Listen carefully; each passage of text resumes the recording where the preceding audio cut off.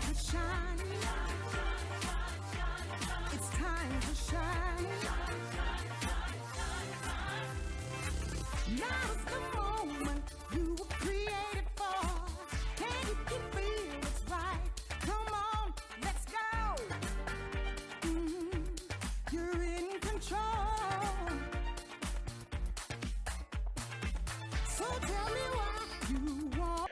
Hello everyone and welcome back to Cyrus Webb Presents. I'm so excited to welcome back the Miss Renee Lawless to our program today. She is someone who has been, I was telling her before we began, it's been now almost 6 years that she's been a regular on Conversations Live, the radio show. It's our second time meeting in person. I'm so excited to talk to her. Of course you know her as Catherine Cryer from the hit show, the Winfrey Network, They Haves and Have Nots. But this year, you also have been seeing her all over the place. You've seen her on Hallmark. We're going to talk to her about that. She's really building her own brand. We'll talk to her about that experience, what it's been like for her to do that, and to let people into who Renee Lawless is. Yes. So Renee, thank you so much for the time. My pleasure. You know, I always love talking to you and spending time. It's great. Well, whether on the phone or in person, but it's always better in person. It's always better in person. And this time is special for me because we're coming up on 6 years now that I've been interviewing you, which means 6 years that you're bringing the character Renee Lawless to life for us. It may have been longer for you. But Renee Lawless has been a while. You mean the character of Catherine Cryer? The Catherine Cryer, yeah, right here, Catherine, yeah. So the new season just started of The Haves and Have Nots. What is it like for you to kind of look at these 6 years? You know, starting with when we shot the season before the one that's airing, starting with that season, I mean, we've all, like, after the first couple of seasons, it started becoming, you know, part of who we are. Sure. But the last couple of seasons, especially with this one, because it's like being on a soap opera for a long time or being on any series for a long period of time, not only do you have the camaraderie of the family of your castmates, but all of a sudden, you have all the back history now of all the other characters. Yeah. When you first start, the actor builds the backstory, sure. or Mr. Perry or somebody, you know, has written certain things that come out about a history. But as the writing continues and everything, more leaves are pulled back and more petals are pulled back, and you see. So now everybody knows everybody's history. Right. So it gives you a more rounded understanding of your fellow character, right. And not your castmates. You know their history, right. But the character that's in the scene with you. For instance, I think I've mentioned this before. We do have a script, and we try very hard to stick to script. But Tyler usually. Sometimes throws a line in there every so often, and sometimes gives us a little leeway. Right. And especially if sometimes we go off on a tangent, and he likes it and he keeps it. Yeah. You know. And it was a few years ago, it was an episode with Wyatt Cryer and Catherine. And he and I had been rehearsing the lines, we were doing it, and there was something between both of us that we thought was missing, and we really didn't want to say anything to Mr. Perry, you know. But as a respect for him, we just said, "Can you let us just have some little fun with this?" And he said, "Well, let's try it in rehearsal." But he taped the rehearsal. Wow. Okay, I'm not going to tell you what it was. Okay. And and we stuck to script. We just kind of like went in and out. But he and I were both to talk to each other on a level of stuff that the audience had already seen for several seasons. Mm-hmm. I was able to bring up instances of our interaction. He was able to say things, and we weren't drawing it from the air. We weren't making it up. It was literally things that had happened in the show. And as an actor, that was one of the most wonderful moments. It was freeing. I feel very free on set. Please do not misunderstand. Sure. But it was so nice to be able to not just have it all inside me as a backstory, but to bring it all out in the open. So the evolution of Catherine with her family, with Wyatt, with Jim, yes. with Hannah, right. and Veronica, has been a very fun ride. Yeah. A very fun ride. But I explained that. No, you did, and you bring up an interesting question then, because it's kind of like all of us, right? Because we feel like we know people. Yes. And then something happens, you're like, okay, I don't think I knew that person at all. Where we see your relationship with Veronica now is so different than where it was in season 1. Oh my goodness, And yes. where we see your relationship with Hannah has veered. Exactly. throughout You the know season. what? We all have a best friend. Mhm. Okay? But not every day is Mary with your best friend. Sure. My best friend has to put me in line too. Mine too. And vice versa. I have to call my best friend and go, girl, I just, and she actually had to come at me this morning, on the phone, and lovingly. Right. But still, there's, parents have squabbles, spouses have squabbles, Right. friends have squabbles. And I think one of the big revelations that came out of this past season, before the new season started, was Jim spotting out something we found out in the first season, and that is about Catherine's cancer. Yes. And I think that goes to what you and I talked about the very first time I interviewed you on Conversations Live, Renee, about the onions of Catherine. Yes. And the layers of her. Yes. And being able to peel that back. I mean, I think part of the interesting thing too, and I'm sure it kind of ties into the fans here, is that so many of the fans can say, I know what that's like. Is that something that you hear a lot?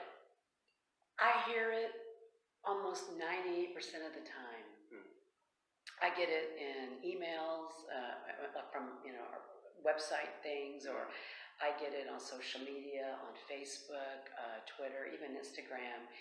And when I meet people in person, they're like, oh, girl, I feel you. I know exactly what you're going through. I wish I had your gumption to do this.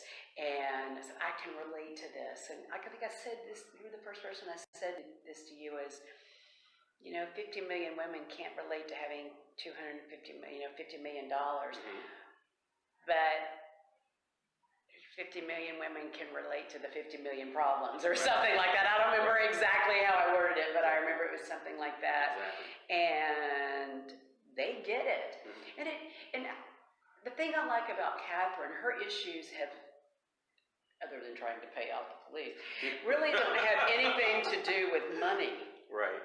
She has genuine issues with, she failed as a parent, period.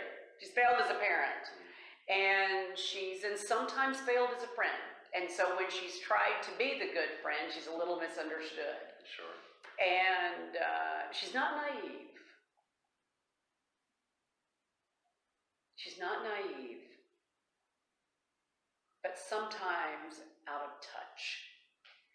And I think if anyone brings that out, it's Hannah, right? Hannah Exactly. definitely brings that out. Exactly. The great Crystal Fox and the way she's been able to portray that. Crystal Fox, I'm so lucky to be. we know from the previews that have already been showing for this season, this is going to be a crazy season, especially when it comes to Wyatt and Catherine as well. I mean, and there's been a lot building up as well, and we'll end up talking back about Catherine. I want to talk about Renee for a moment. I said something to you before we began this segment, because I think it's an interesting question to ask you and for our audience to be able to get. You've let us know who Catherine Cryer is now for almost 6 years. But this year in particular, I mean, recently seeing you on Hallmark, seeing the great things you're doing with music on stage again. What is it like for us to get to know who Renee is? So now we're to Renee. What is it like for you to let us into who Renee is? Well, I like I was saying, I'm pretty much an open book. I mean, I do have an element of privacy, and I know what I'm not going to tell you. Sure. Now, what I'm not going to tell you is I may tell somebody else, because maybe I don't want social media out there to know it, because we all know how things can be misunderstood and misconstrued, and my friends aren't going to do that. Right. So it's not like I have these skeletons in my closet. But Renee is, I like the arts. I mean, my master's is in voice.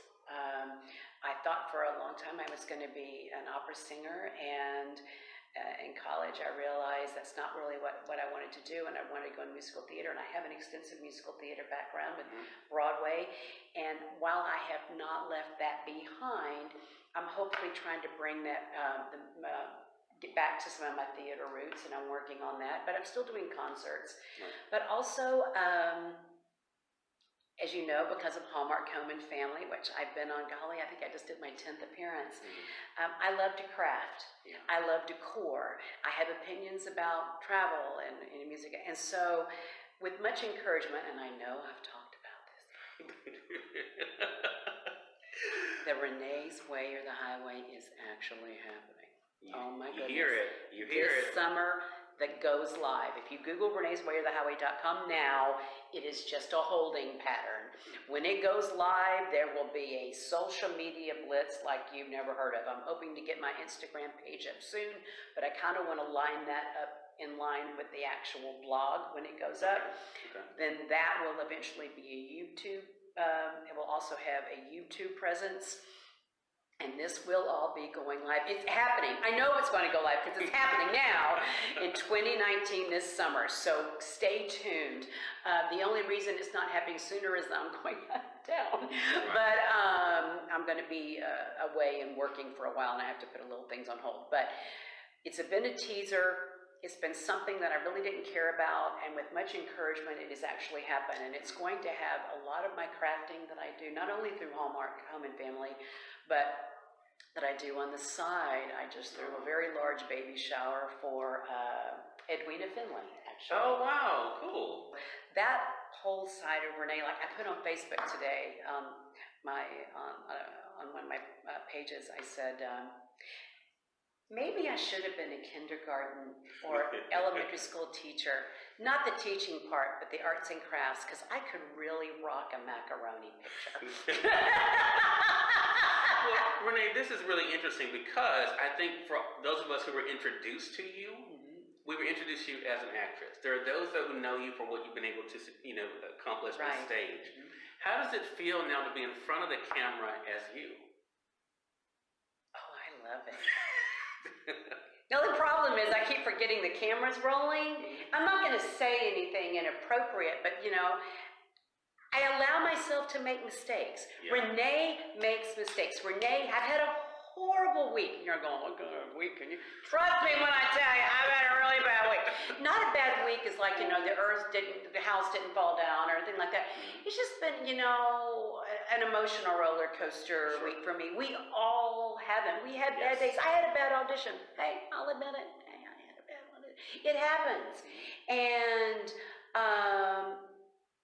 me being live gets to let you in on, I play Catherine, this strong, has everything together, has not a care in the world person on television who does not let her inner thoughts come out, except maybe to Hannah, who does not let her feelings show. Renee does.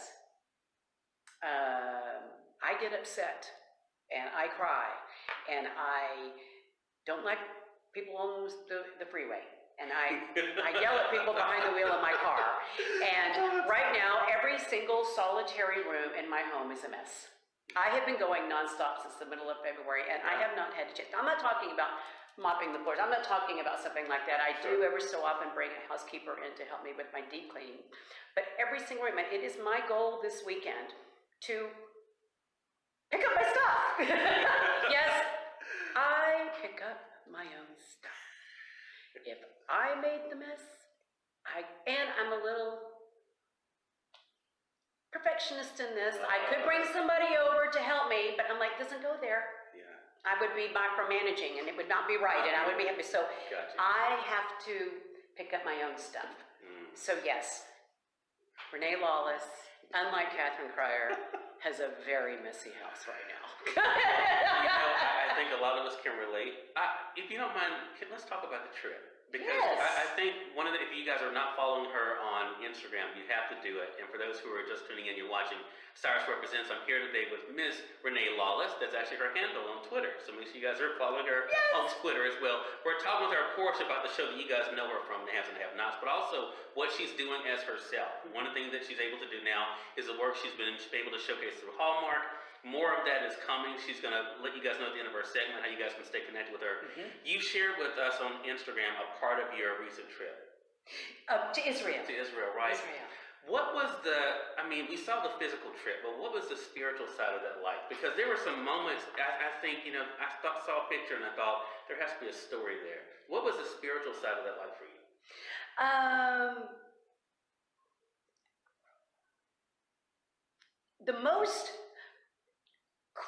I only really got a crying emotional twice.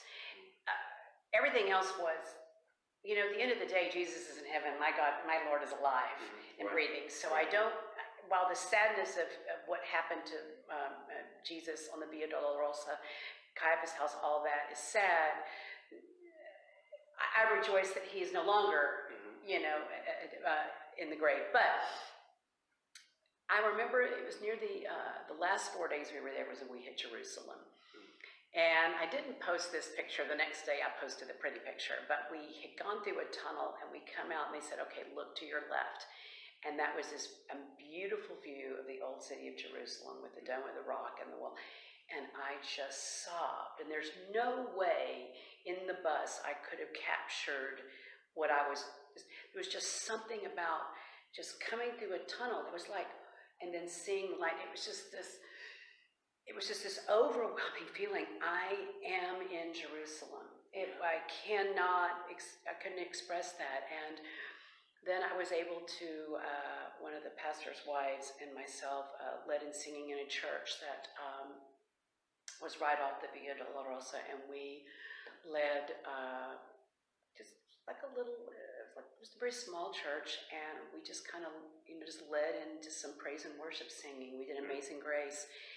And that was very emotional to me. There were some priests that were, I don't know if this is a daily ritual or that particular day, where they're walking down the streets of the Via Dolorosa, kind of holding the cross in a symbolic way. And what was difficult was seeing how that street is very narrow. And it is still to this day and not an easy thing to walk. Gotcha. And that brought it all home. Being at the empty tomb was, instead of a time of, it was definitely a time of rejoicing. Okay. It was the most peaceful place there. Now, the most fun that I had, one of the most wonderful moments of the whole trip, though, was sailing on the Sea of Galilee. We didn't know if it was even going to rain that day. It was a little cloudy, and then the sun parted, and we were in a boat very similar to the time of Christ. And the boat was playing praise and worship music, and we were just singing, and I just realized this is the sea that Jesus and Peter and everybody fished on and did all that. And I collected water samples everywhere I went. I have a bottle of the Mediterranean, the Sea of Galilee, the Jordan River, and the Dead Sea. And it was the most uplifting moment. It was a very still day. The water was very still and very calm. And what I did not expect was you had all this beautiful spiritual surrounding all these wonderful places, but then you mix that with the modern times of how, Golgotha has a bus stop underneath it. You know what I mean? That's going to happen. Right. And something that was, we learn things in history. We don't pay attention. We make an A on the test and we forget it. Right, exactly. But a lot of things that, architecturally, that's gone on in Jerusalem and the surrounding area, is all from like 700 AD. We think, well, they just built that yesterday because that was all done a long time ago. And it's just continued in this way. I spent a day in Petra. It was,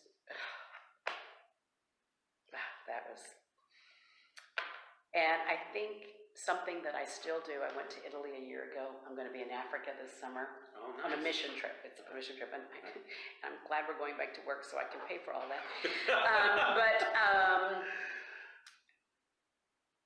What has hit me every time, it hit me in Italy, it hit me hard in Israel, and I'm sure it will come back again this summer, is that I thank the Lord every day for the have and have-nots. Wow. that in Tyler Perry that has afforded me the chance to even go to Israel, Sure. to even go to Italy. I couldn't, I mean, yeah, we all, save our money, but to be able to see and go certain places that I never thought I would be able to do. Right. So that hit home, and it gave me, the whole time I was there, it was a time of being thankful.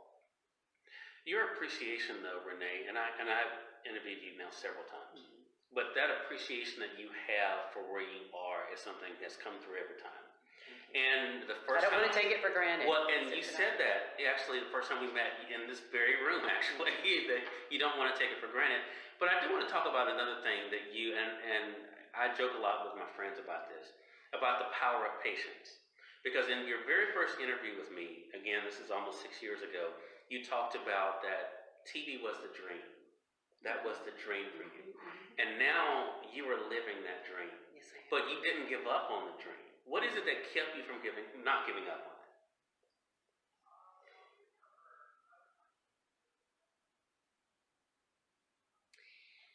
Wow. I guess every year was, well, I've been in it this long. Why give up now? Right. Maybe next year. Okay. Tomorrow is another day. But it's been those down times when I had to go work that temp job, or I had to go work that office job, or I had to go wait tables, or I had to go do whatever, that I thought, if I have to do this for the rest of my life, I will, I couldn't do this for the rest of my life. Gotcha. And I am a firm believer that everyone, and not everyone gets this opportunity, but if you're not happy doing what you're doing, you need to be doing something else. Yes. Now, if you're happy being the best janitor in your building and the reward that that gives you, then be the best janitor in your building. Now, that doesn't mean I only want to act for the rest of my life. Well, that's fine, but need to know, are you really a good actor? Are you willing to put in the time? Are you willing? And then realize that being an actor does not mean fame. Being an actor does not mean a paycheck a lot. It doesn't mean health insurance. So do you have an avocation or something that can support you while you're doing something that you love?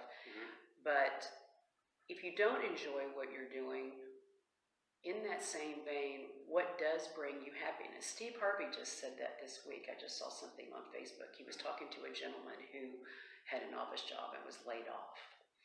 And he was saying, he asked Steve Harvey asked him, how do you, the guy was asking Steve Harvey, how do I stay motivated? Yeah. And he asked him, he said, well, what do you like to do? And he goes, I like to cook. And he goes, well, why aren't you trying to get a restaurant job? Why aren't you trying to be a cook? Why aren't you trying to be a chef? This is God's telling you, this is, now you have an opportunity to go after what you like. So I know I was kind of evaded your question, but what kept me going was there was nothing else I wanted to do. Yeah, that's powerful. I'm a firm believer, have always been a firm believer in risk. Without risk, there is no future. You have to be willing to fail in order to succeed. Yeah. You have to be willing to lose the Super Bowl because only one person wins it. Only one team wins it. Right. So two people going in wanting to win, but somebody's not. Yeah. And you have to know, I'm not saying you never want to go into the big game thinking we're going to lose. But you have to know you got to give God all the glory for it, even if you do lose. Right. And I do give God all the glory for everything in my life. And that doesn't mean as I continue to give God the glory, I'm going to win every time. No! But I know He has me every step of the way. And I do not think the Lord would have brought me this far to see me to fail. Now, that doesn't mean if I don't get an Academy Award, I'm a failure. If I don't get an Emmy, I'm a failure. If I don't do if I don't do this, that's not what failure is. Yes. So I guess what keeps me going is tomorrow is another day. You always change your dream. If you've reached this dream, then you got to find another dream. If you reach this goal, you need to have another goal. You never stop reaching for something. It's now time for the J Spot with Sherry Elise here on Cyrus Webb Presents. Enjoy. I love inspiring hearts, I love motivating souls, and I love seeing eyes light up when they recognize their true beauty. Hey, hey, hey, welcome to the J Spot. It's time to ignite your you. Hello, welcome to the J Spot. I'm excited to have you here.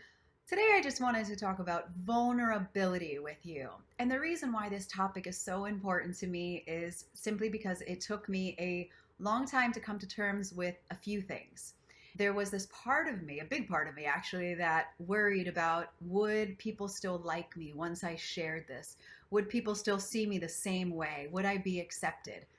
And here's the thing. Ultimately, what most of us are really worried about is, do we feel we're good enough in and of ourselves?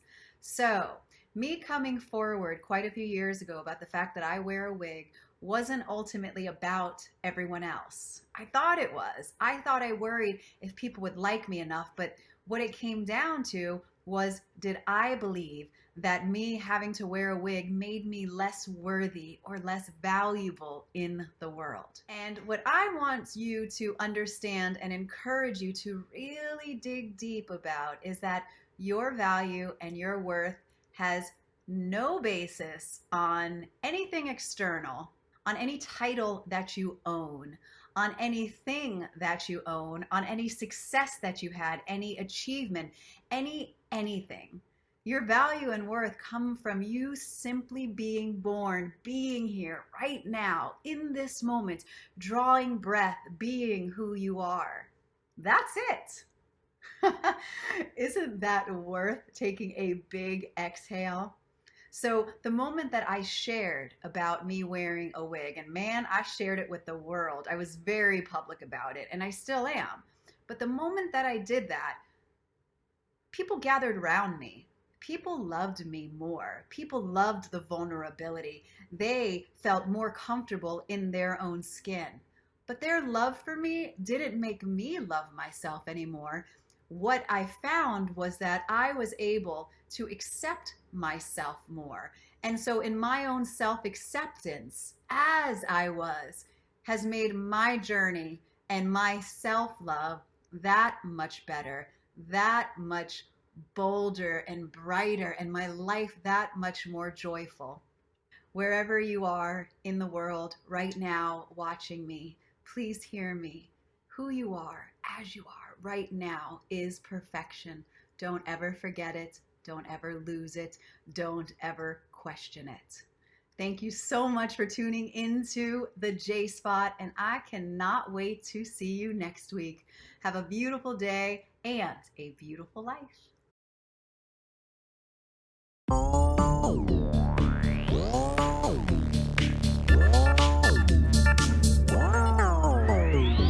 Somebody told you not to be fabulous.